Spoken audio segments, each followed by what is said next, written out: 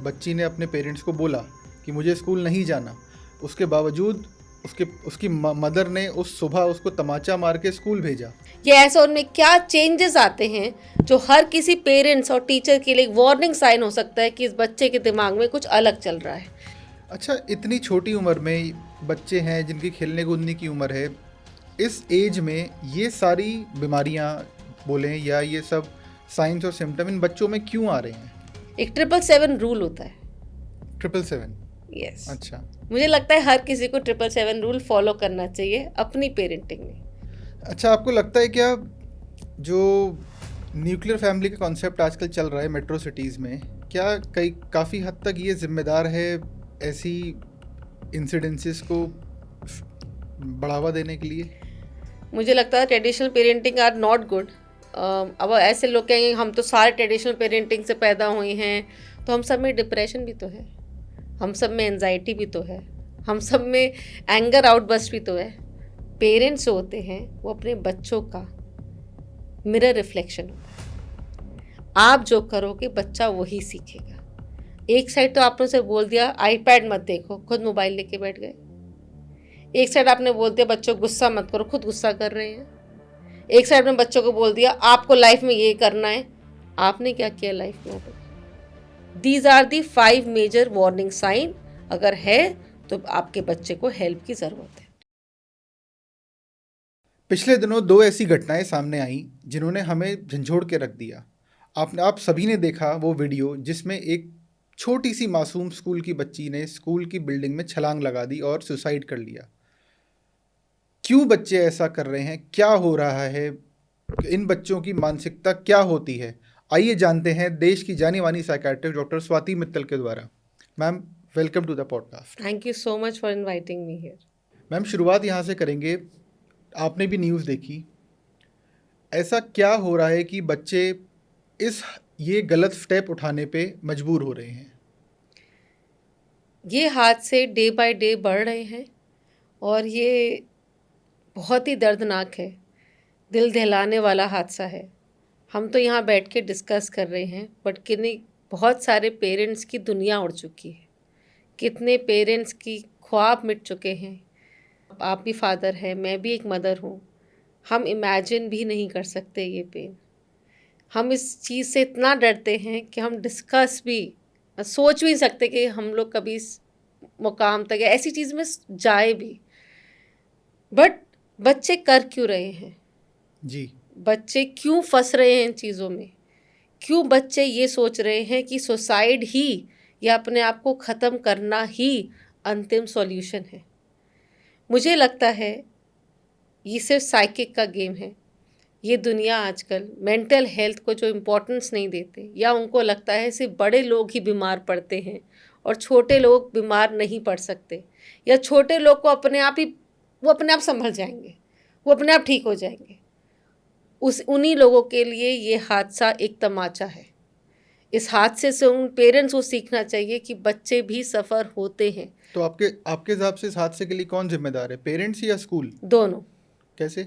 मुझे लगता है सबसे पहले पेरेंट्स, उसके बाद स्कूल। क्यों? जब तक पेरेंट्स या बच्चा अगर सफ़र हो रहा है, सबसे पहले कहाँ जाएगा? पेरेंट्स आपके के साथ। पास। पेरेंट्स क्या हैं? उसके पहला टीचर है। स्कूल के टीचर उसके पहले टीचर नहीं है, पेरेंट्स उनके पहले टीचर हैं। अगर उसकी कंफर्टेबिलिटी घर से शुरू नहीं हुई या अपनी बात घर पे ही नहीं रख पाया, तो टीचर के सामने कैसे रखेगा?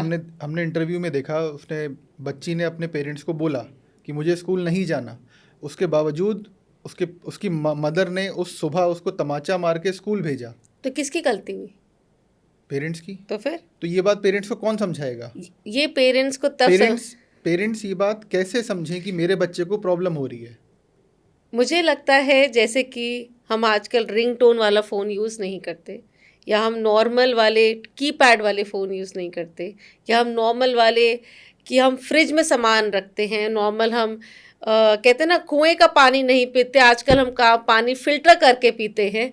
ऐसे आज की भी पेरेंटिंग को एक फ़िल्ट्रेशन की बहुत ज़रूरत है। अगर बच्चा मजाक में भी ये बोल रहा है कि नहीं मुझे स्कूल नहीं जाना, मुझे वहाँ ही लगता है, तो उसको उतनी ही प्रायोरिटी दी जाएगी। एक छोटा सा हादसा मैं बताती हूँ। मैं 2 बच्चों की माँ हूँ। मेरे दोनों बच्चे, एक बच्चा मेरा 6 साल का है, एक 4 साल का है। मेरे 6 साल के बच्चा मेरा 6 साल का बच्चा एक स्कूल में जाता है। उसने एक बार गलती से हादसा किया, डिस्कस किया कि मुझे ना क्लास में कोई परेशान करता है। तो मैंने उसे समझाया, कोई बात नहीं, वो परेशान करता है तो आप भी उसको बता दो कि आप नहीं कर सकते। वो नहीं सुनेगा तो मैम के पास जाओ। वो नहीं माना। सेकंड टाइम वो फिर से आया मेरे पास। या तो मैं उसको सेम राय देती या मैं उसमें एक्शन लेती, जिससे मेरे बच्चे का कॉन्फिडेंस मेरे ऊपर आएगा कि नहीं, मेरी माँ है।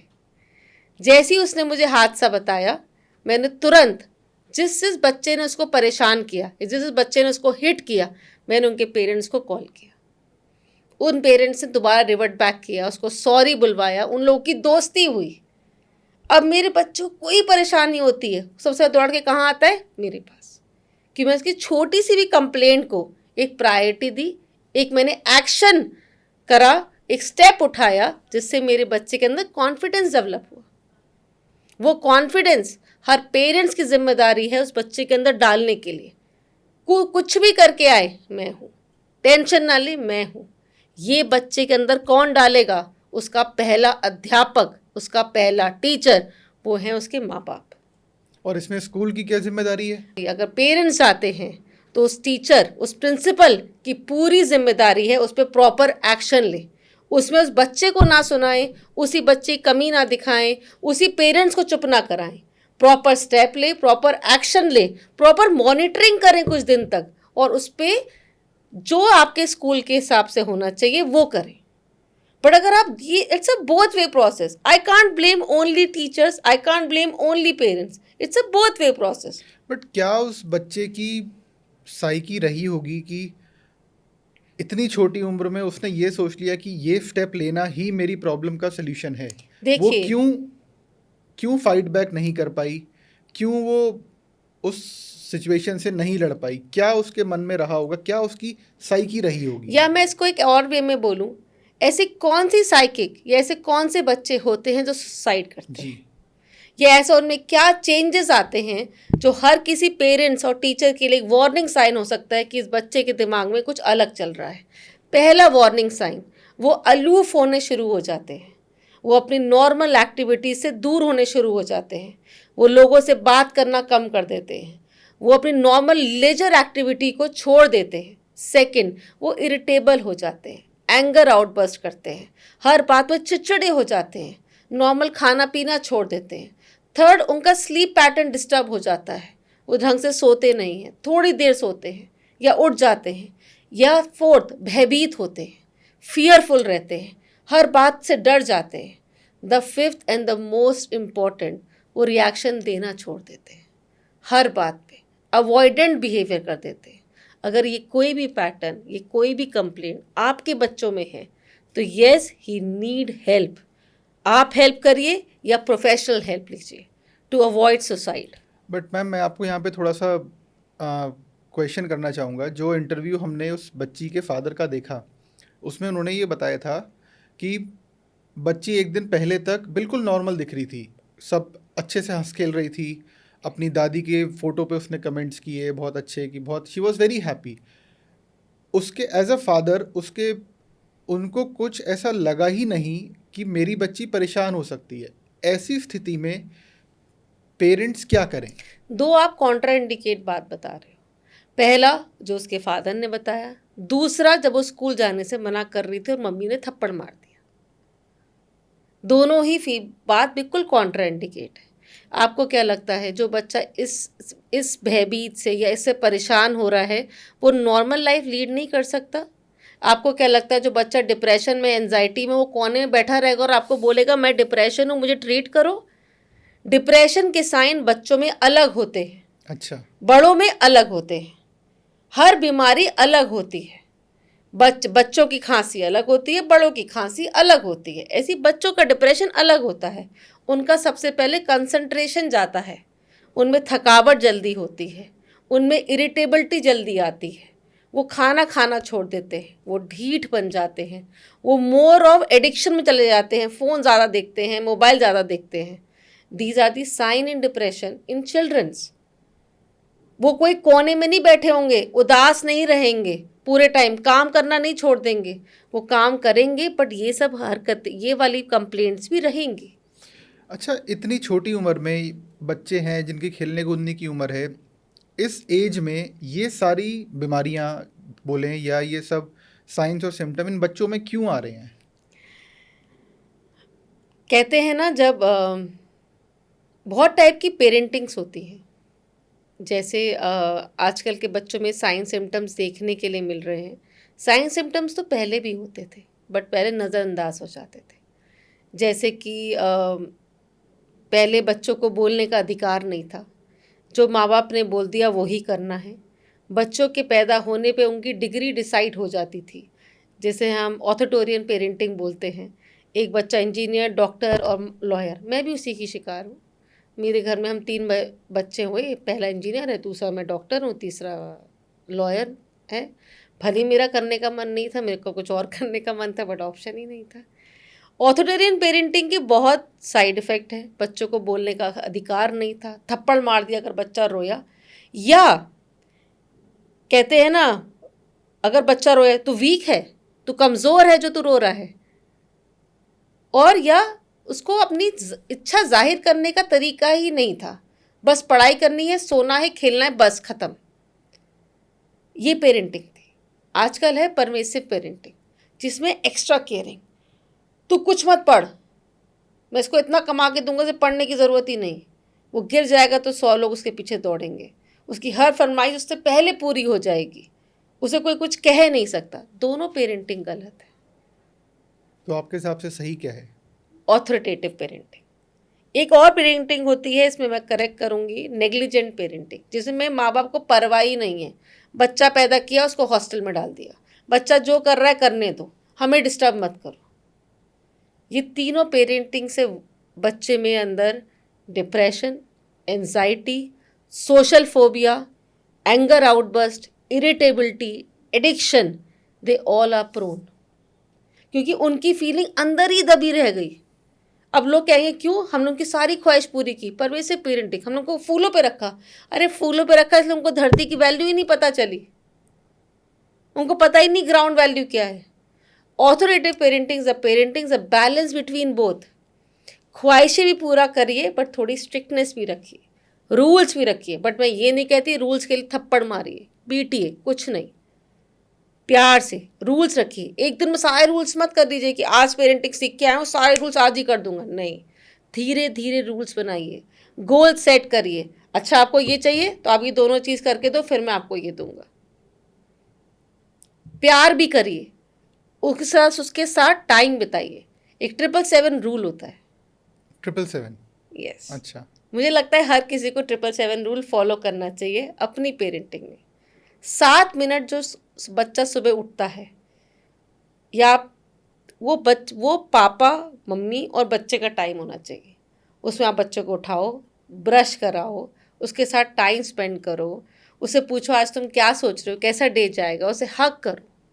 वो उसको अच्छे एफर्मेशन बोलना सिखाओ, उसे पूजा कराओ, कुछ भी करो. That 7 minutes is between you and your child. Second 7 minutes in the evening in the snack time when you and your kids are there, उसमें अपने बच्चों से बात करिए. अच्छा हाउ इज़ द स्कूल, अच्छा क्या किया, अब क्या करोगे, this all thing. The last 7 minutes when you going in the bed, एक छोटी सी स्टोरी सुनाइए, एक अच्छा एफर्मेशन बताइए, जिससे उसके ये तीनों 7 minutes make his brain stronger, stable, inner peace.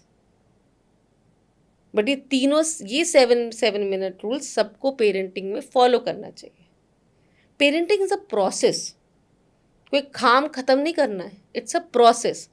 मेरे हिसाब से पेरेंटिंग शुरू होती है जब बच्चा माँ के पेट में आ जाता है, और पेरेंटिंग ख़त्म होती है जब वो ख़त्म तो वैसे कभी नहीं होती, मुझे लगता है कभी ख़त्म नहीं होनी चाहिए, पर वो कब प्रॉपर कुछ जिम्मेदारियाँ ख़त्म हो जाती है जब वो खुद पेरेंट बन जाता है. अच्छा, आपको लगता है क्या जो न्यूक्लियर फैमिली का कॉन्सेप्ट आजकल चल रहा है मेट्रो सिटीज़ में, क्या काफ़ी हद तक ये जिम्मेदार है ऐसी इंसिडेंसेस को बढ़ावा देने के लिए? मुझे लगता है न्यूक्लियर और जॉइंट फैमिली के अपने फ़ायदे हैं, न्यूक्लियर फैमिली अपने फ़ायदे हैं। अगर जॉइंट फैमिली आपकी बहुत अच्छी है, उसमें लड़ाई नहीं होती, उसमें आपस में कोई जेलसी फीलिंग नहीं है, आपस में कंपेयर गेम नहीं है, तो joint family is very fruitful. उससे क्या होता है, मान लीजिए बच्चे को एक इंटरेक्शन करना आता है, उसको सोशल फोबिया नहीं होता, सोशल एंजाइटी नहीं होती, क्योंकि बहुत सारे लोग हैं बात करने को। आज मानो दादा का मूड खराब है तो दादी से बात कर ली, दादी का मूड खराब है तो नाना से बात कर लिया, नाना नानी रहते हैं तो पापा का मूड खराब है तो मम्मी से बात कर ली। अच्छा, दादा कैसे पटाएं? एक प्रॉपर विजिलेंस रहता है 24 आवर्स एक बच्चे के ऊपर। मान लीजिए कुछ साइन सिम्टम आपने भूल गए, बच्चे के अंदर नहीं देखा, और नानी रोज रहती है, दादी रोज रहती है, उसने देखा आज का मूड सही नहीं है, कल ठीक था ये, तो आपके लिए भी एक विजिलेंट रहेगा। एक उसको सोशली बात करना आएगा, उसे हर लोगों के साथ खेलना आएगा, ज़्यादा लोग देखेगा, ज़्यादा एक्सेप्टेबिलिटी आती है। वही न्यूक्लियर फैमिली में लैक है। न्यूक्लियर फैमिली में दोनों वर्किंग हो गए, आके सर्वेंट की शक्ल देखी, नहीं है, कोई बात करने को नहीं है, माँ बाप से मिलने का टाइम नहीं है, पेरेंट्स से मिलने का टाइम नहीं, पेरेंट्स से बात करने का, इंटरेक्शन का टाइम नहीं है। These all are the demerits of nuclear family, but they are merits also. क्या फ़ायदे हैं? मान लीजिए आप कोई पेरेंटिंग स्टाइल सीख के आए, मे बी आप जॉइंट फैमिली में नहीं बोल पाए, वो कहेंगे नहीं इसे नहीं, कुछ नहीं, जो मैं कह ये सब गलत है। और कोई न्यू पेरेंटिंग स्टाइल माँ बाप सीख के आए हैं, वो अप्लाई करना चाहते हैं, और वहाँ अप्लाई नहीं हो पाई। मान लीजिए जॉइंट फैमिली बहुत लड़ाई है, बहुत किचकिच है, सास बहू की लड़ाई है, बेटे बाप की लड़ाई है। लड़ाई के एटमॉस्फेयर में बच्चों को पैदा नहीं करना चाहिए। जॉइंट फैमिली दादाजी जिस रूल से आ रहे हैं उससे चेंज ही नहीं होना चाहते, तो उस फैमिली में जॉइंट फैमिली नहीं चल सकती। तो आपके हिसाब से मॉडर्न पेरेंटिंग और ट्रेडिशनल पेरेंटिंग जो हमारे यहाँ पहले होती थी, उनमें क्या फ़र्क है? मुझे लगता है मॉडर्न ट्रेडिशनल पेरेंटिंग से तो मैं कभी भी फेवर नहीं करती थी। मुझे लगता है traditional parenting are not good. अब ऐसे लोग कहेंगे हम तो सारे ट्रेडिशनल पेरेंटिंग से पैदा हुए हैं, तो हम सब में डिप्रेशन भी तो है, हम सब में एंजाइटी भी तो है, हम सब में एंगर आउटबर्स्ट भी तो है, हम सब में प्रॉब्लम्स नहीं है। क्या सिर्फ मेंटली प्रॉब्लम होती, फिजिकल प्रॉब्लम नहीं होती? आप लोगों में डेवलपमेंटल इश्यूज़ नहीं आए, आपको मैरिज इशू नहीं आए? वो तो शुक्र मनाने कि पुराने ज़माने में वाइफ को सिखा दिया करते थे कि आप बोल नहीं सकती, तो थोड़ी सी कॉपरेशन मिल गया। पर ट्रेडिशनल पेरेंटिंग में बहुत लोग सफरिंग हुई हैं, कि कितने बच्चों को ट्रॉमेटाइज हुए, हमें बेल्ट से पीटा है, हमें मारा है, हमें तो बोलने का अधिकार ही नहीं था, हमें तो पता ही नहीं बोलना किसको बोलते हैं। I don't favour traditional parenting, I always follow modern parenting, but modern parenting में not pervasive parenting, that should be a authoritative parenting. That means when we balance between the love and the rules. Rules भी ज़रूरत है, but 3-4 साल के बच्चे में rules नहीं लगाए जाते। कितने साल के बच्चे को आप रूल सिखाते हैं? आफ्टर 6। क्यों ऐसा? 7 ईयर्स तक बहुत सारी कहावतें हैं, बहुत सारे रिसर्च हुए हैं, 7 ईयर्स तक के बच्चों को उनका ब्रेन डेवलप्ड होता है इमोशनली। उनका ब्रेन, जैसे बहुत कहते हैं, आप रूल रेगुलेशन सेट कर सकते हैं, जैसे कि उसका खेलने का टाइम, सोने का time, of course, because they doesn't know, it don't know anything. 4 साल के बच्चों को क्या एक्सपेक्ट करते हो? उसे पता होगा सोना कितने बजे, उठना कितने बजे, क्या उसके लिए क्या गलत है, क्या सही है? नहीं ना। आप उसके लिए रूल सेट करिए, बट उसे ये सिखाइए नहीं मैंने बोल दिया नहीं ऐसी होना है, ऐसी होगा, नहीं, वो नहीं समझेगा। नहीं, वो नहीं समझेगा। आपको उस एज के हिसाब से, उसके हिसाब से उसको रूल सेट करना है, उसको उस हिसाब से डेवलप करना है। हर बच्चा यूनिक है, हर बच्चे की अपना वे है अंडरस्टैंडिंग का। 7 साल के बच्चों को इमोशनली डेवलप होने दीजिए, उसको रूल सेट करिए, but according to his age. सारे रूल एक दिन में सिखा के कुछ नहीं होगा। आफ्टर 7 ईयर्स उसको रॉन्ग एंड राइट का मतलब समझाइए, but with logic, with example. But मैं आज एक बात बोलूँ, बच्चे, पेरेंट्स होते हैं, वो अपने बच्चों का मिरर रिफ्लेक्शन होता है। आप जो करोगे बच्चा वही सीखेगा। एक साइड तो आपने उसे बोल दिया आईपैड मत देखो, खुद मोबाइल लेके बैठ गए। एक साइड आपने बोल दिया बच्चों गुस्सा मत करो, खुद गुस्सा कर रहे हैं। एक साइड में बच्चों को बोल दिया आपको लाइफ में ये करना है, आपने क्या किया लाइफ में? अपने आप अपने बच्चे का मिरर रिफ्लेक्शन है। बच्चा आप ही को तो देखेगा, जी। तो आपको वही करना है जो आप बच्चे को सिखाना चाहते हो। It starts from you.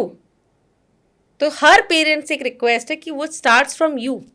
आपको करेक्ट होना पहले, फिर बच्चों को करेक्ट करिए। आपको बच्चे का दोस्त नहीं बनना, आपको बच्चे को कंफर्टेबल करना है। दोनों में फर्क है। दोस्त दोस्त ही बनेंगे, बट फादर मदर फिगर बनेगी। उसको कंबाइन मत करिए। आप उसके रोल मॉडल हैं। आप वो हैं जिसके पास हर सॉल्यूशन होगा। आप वो हैं जो हर बात में सपोर्ट करेंगे। आप उसकी हर ड्रीम पूरा करेंगे। फ्रेंड्स नहीं कर सकते। दोनों चीज़ बहुत अलग है। आपको अपने बच्चे का रोल मॉडल बनना है। घर में माँ बाप क्या किन चीज़ों का ध्यान रखें जिससे डिप्रेशन के सिम्टम्स बच्चे के अंदर ना आए? क्या माँ बाप को नहीं करना चाहिए? 4 थिंग्स माँ बाप को बिल्कुल नहीं करना चाहिए। पहला, अंधाधुन प्यार। बस प्यार करते जाओ, जो कर रहा है उसे इग्नोर कर दो। नहीं, प्यार भी करो, रूल भी सेट करो, बट प्यार से। सेकंड, बच्चों के सामने लड़ाई मत करो। बच्चों के सामने चीखा चाखी मत करो। आप जितना बच्चों के सामने लड़ेंगे, बच्चों का इमोशनल डेवलपमेंट होगा ही नहीं। उसके अंदर उतना ही एंगर, इरिटेबिलिटी, उतना ही सुसाइडल टेंडेंसीज बढ़ेगी। थर्ड, बच्चों के सामने एक्सपेरिमेंट करिए, खुद गेम खेलिए, खुद एक इन्वायरमेंट क्रिएट करिए जिसमें बच्चे एक फैमिली टाइम हो। एक गुड इन्वायरमेंट क्रिएट करिए। एक बहुत अच्छा इन्वायरमेंट क्रिएट करने की जिम्मेदारी पेरेंट्स की। And the fourth and the most, बच्चे को गोल ओरिएंटेड बनाइए। बट एक दिन में कोई गोल सेट नहीं होता, ये प्रोसेस है। अगर आप ये 4 चीज़ें करेंगे तो बच्चे के अंदर कभी भी डिप्रेशन नहीं होगा। चलिए अब बात करते हैं स्कूलों की। आजकल के स्कूल बहुत मॉडर्न हो गए हैं, बहुत चेंजेस आए हैं स्कूल्स में, हम देख रहे हैं आजकल। तो बट फिर भी ये इस तरह की घटनाएं सामने आ रही हैं। तो ऐसा क्या है जो इन स्कूल्स में हो रहा है जो कि माँ बाप तो नहीं नोटिस कर पा रहे? क्या हो रहा है ऐसे स्कूल्स में जिसके कारण बच्चे इस स्टेप को लेने पे मजबूर हो रहे हैं? Not getting a good environment at home. नहीं, तो वो अपनी चीज़ें स्कूल में ढूंढ रहे हैं बच्चे। मैं पूछ रहा हूँ स्कूल में ऐसा क्या हो रहा है जिसकी वजह से? Comparison game. बच्चों को आपस में कंपेयर करते हैं टीचर कंपेयर करते हैं। एग्जैक्टली। अच्छा। जो बच्चे बहुत अच्छे हैं, जो बच्चे बहुत ज़्यादा अच्छा कर रहे हैं, उन पे ध्यान दिया जाता है। जो बच्चे लो हैं उनको डीमोटिवेट या छोड़ नहीं देते, बिकॉज बहुत ट्रेडिशनल हो गया, बहुत पुराना तरीका हो गया, बट उन पे ध्यान भी नहीं देते। बट इस केस में जो हमने देखा, जो ये बच्ची थी, नेग्लेक्टेड था। ये बच्ची, उसके ग्रेड बहुत अच्छे आते थे, वो ऑलराउंडर का उसे खिताब मिला हुआ था। ऐसे बच्चे भी नेग्लेक्ट हो जाते हैं क्यों नहीं टीचर होते? से? क्यों नहीं? आपको क्या लगता है जो टॉपर हैं उनमें डिप्रेशन एंजाइटी नहीं होता? नहीं, बट आपने कहा कि निग्लेक्ट एक बड़ा कारण है, नेग्लेक्ट इज अ बिग कारण। बट जो टॉपर बच्चा है वो कैसे निग्लेक्ट हो गया अब टीचर से? By bullying. I am coming to second cause, bullying. Social media bullying, cyber bullying. This बच्चे को क्या हुआ था? बुलिंग तो हुई थी वो लड़की। हाँ। Constant bullying. उसके दोस्त उसे परेशान कर रहे थे। देन किसने सुना? अगर यही एनवायरनमेंट, यही चीज, वो अंदर कितनी वीक चाइल्ड थी कि वो बुलिंग नहीं ले पाई। तो ऐसे में स्कूल का और टीचर्स की क्या जिम्मेदारी बनती है? Constant reporting. जो आपका बच्चा, जो स्टूडेंट, जो आपको कांस्टेंट, देखो आजकल क्या हो गया ना, नंबर का गेम है, सारा कंपटीशन का गेम है। कितने स्कूल से कितने अच्छे बच्चे निकल रहे हैं, स्पोर्ट्स में कितने अच्छे निकल, सब उसका गेम है। बुलिंग इज द नंबर 1 जो हमें बहुत स्कूल्स में देखने को मिल रहा है। बच्चे gate bullied in buses, in school, in toilets, in everywhere. और इसमें कोई भी स्कूल में भी एक्शन उठा रहे हैं, ऐसी बात नहीं उठा रहे, बट देयर सम नेग्लिजेंस। आप पहले से टीचर्स, स्कूलों को बच्चों को कंपेयर नहीं करना चाहिए, प्रॉपर एक गुड एनवायरनमेंट देना चाहिए। I think these are the factors. तो स्कूल में अगर आपने जैसे बताया अगर बुलिंग, अगर पेरेंट्स टीचर्स के बाद किसी कंप्लेंट से आ रहे हैं, they should be have good listener, good ears to the parents.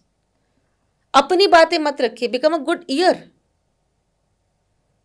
आप स्कूल हैं, आप अच्छे स्कूल का एक सबसे अच्छा आई थिंक ड्यूटी होनी चाहिए कि पेरेंट्स आपके पास आने से पहले सोचे ना, बिकॉज आप दूसरा घर हो उस बच्चे का.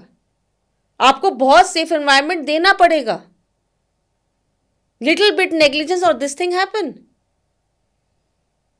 तो ऐसे में अगर कोई बच्चा टीचर के पास बार बार जाता है कि मुझे उसको बच्चे तुरंत एक्शन परेशान लेना कर रहे हैं, चाहिए. तो उसको तुरंत एक्शन में क्या करना तुरंत. चाहिए, कैसे आई वो थिंक हैंडल करे? जिस बच्चे की कंप्लेंट हुई उस बच्चे के पेरेंट्स को बुलाओ, प्रिंसिपल के पास जाओ, पेरेंट्स की मीटिंग कराओ, and you have to solve it. और टिल द टाइम वो प्रॉब्लम सॉल्व ना हो तो प्रोफेशनल हेल्प के लिए टीचर्स को बोलना चाहिए पेरेंट्स को. तो आपको लगता है कि जैसे आप साइकेट्रिस्ट हैं या साइकोलॉजिस्ट हैं, उनका कितना रोल है स्कूल्स मुझे में? लगता है जिस तरीके से आजकल की प्रॉब्लम्स बढ़ रही हैं, जैसे आपको पता है सिर्फ suicide is not a problem. FOMO, fear of missing out, बच्चों में बहुत देखने को मिल रहा है. सोशल फोबिया बहुत मिल रहा है. Depression, anxiety, addiction, social media addiction, game addiction बहुत मिल रहा है. कौन रह सकता है बिना फ़ोन के? कोई नहीं रह सकता आजकल. जिस तरीके से प्रॉब्लम बढ़ रही है, मुझे लगता है हर स्कूल में एक साइकोलॉजिस्ट, एक साइकेट्रिस्ट होना चाहिए. साइकोलॉजिस्ट काउंसलिंग करते हैं, साइकेट्रिस्ट ट्रीटमेंट देते हैं. कुछ चीज़ काउंसलिंग से ठीक नहीं होती. अगर आपका हीमोग्लोबिन 3 है, उसमें गाजर खिला रखे, कभी वो हीमोग्लोबिन एक अबव लेवल तक नहीं पहुंच सकता. दैट इज 8, नॉर्मल तो तब भी 12 है. लेकिन ये बात हम उन बच्चों के पेरेंट्स को कैसे समझाएं कि आपके बच्चे को सर सब काउंसलिंग की हादसे से जरूरत ही है? सीखते हैं. एक हादसा हुआ, कितने लोगों के लिए आई ओपनर होगा. ऐसे दूसरा हादसा होगा, सेकंड आई ओपनर होगा. कोई नहीं समझता पहली बार में. इन्हीं हादसों से आगे पेरेंट्स को समझना पड़ेगा. कि काउंसलिंग लेना गलत जरूरी नहीं है. है, गलत नहीं है. It's a first aid of your mental health. Brain का फर्स्ट एड है काउंसलिंग. उस साइंस को पहचानना, उन चीजों को देखना. अगर नहीं करोगे तो चाहे तारे जमीन पर हुई पिक्चर, चाहे छिछोरे जैसी पिक्चर हुई जिसमें बच्चा सुसाइड कर लेता है, या 3 इडियट्स में सुसाइड कर लेता है, क्यों होता है? बस रोए, काम खत्म. सीखा क्या आपने तारे जमीन पर से? वो स्ट्रिक्ट पेरेंटिंग काम आ गई? अगर आज आमिर खान एक अच्छा टीचर का रोल प्ले नहीं करता, क्या दर्शी खड़ा हो जाता? टीचर बच्चों के लिए एज अ गॉड होते हैं. मॉन्स्टर मत बनिए, प्रॉपर रोल प्ले करिए. It's a request for all the teachers. बच्चों में जैसे आपने बताया डिप्रेशन के कुछ सिम्टम्स होते हैं, ऐसे ही सुसाइडल टेंडेंसी के क्या सिम्टम्स हैं जो कि घर पे माँ बाप या स्कूल में टीचर्स देख सकते हैं या भांप सकते हैं? पहला, अगर बच्चे ने इंटरेक्शन करना बंद कर दिया. सेकंड, बच्चा लेजर एक्टिविटी इंजॉय नहीं करता. थर्ड, बच्चे के बिहेवियरल पैटर्न में एक्सट्रीम चेंज है, एजिटेबिलिटी, इरिटेशन, या वो बहुत वायलेंट हो गया है, हर बात में चिड़चिड़ा रहा है. फोर्थ, वो कंसंट्रेशन ही नहीं कर रहा, बहुत एब्सेंट हो रहा है स्कूल में, क्लास अटेंड नहीं कर रहा. Fifth and the most important, उसका स्लीपिंग पैटर्न डिस्टर्ब्ड है. These are the 5 major warning sign. अगर है तो आपके बच्चे को हेल्प की ज़रूरत है. अच्छा, डिप्रेशन की भी कोई उम्र होती है कि इस एज में डिप्रेशन शुरू होगा, इससे पहले वो डिप्रेशन नहीं हो सकता? 7 years the age when the depression starts. But उसका रूट कॉज क्या होता है कि उन बच्चों में डिप्रेशन 7 years से दिखना शुरू हो जाए?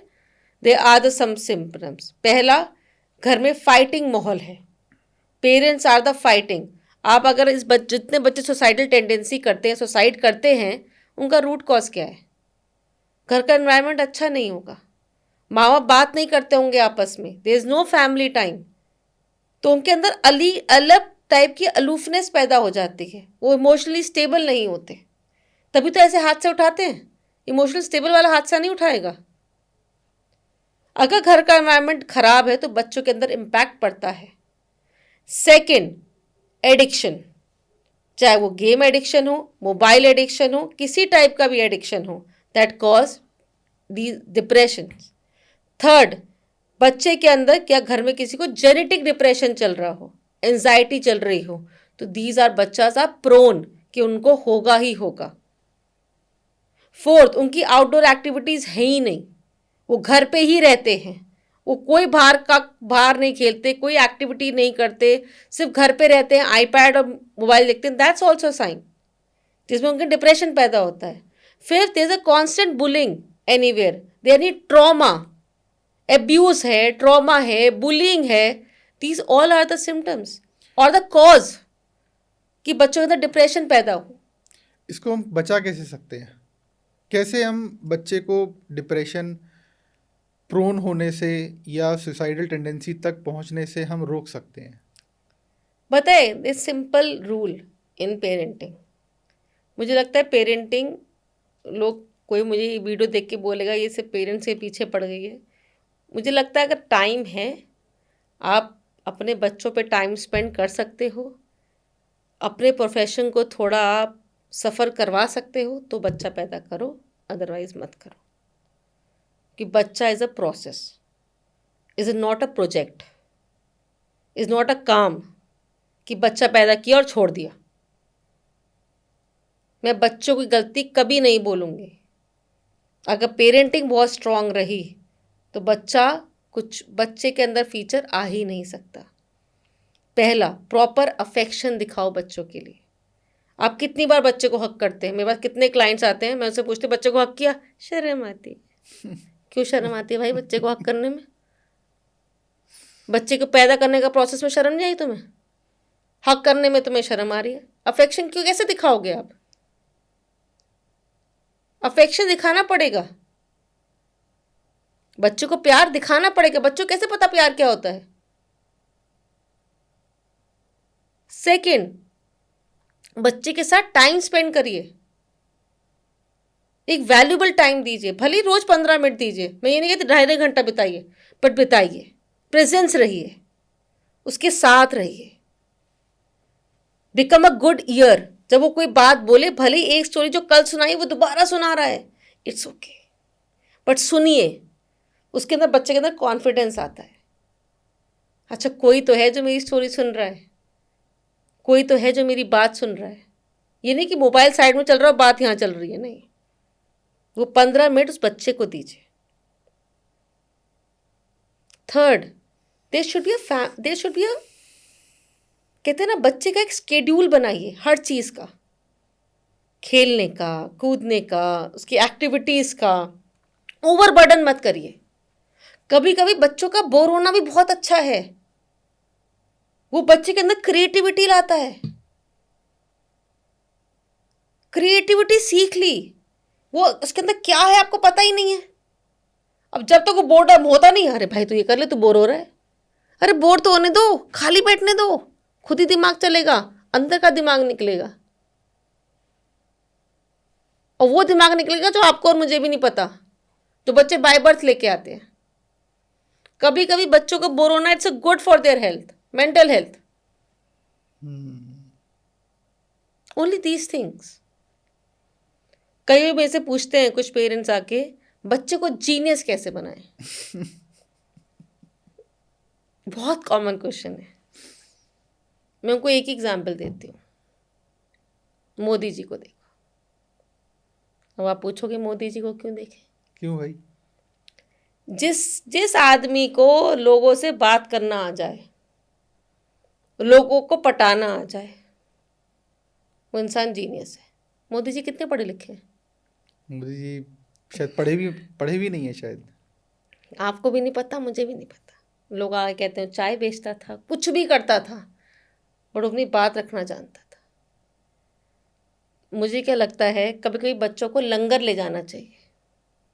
क्यों ले जाना चाहिए? वहाँ वो लोग सर्व करेंगे।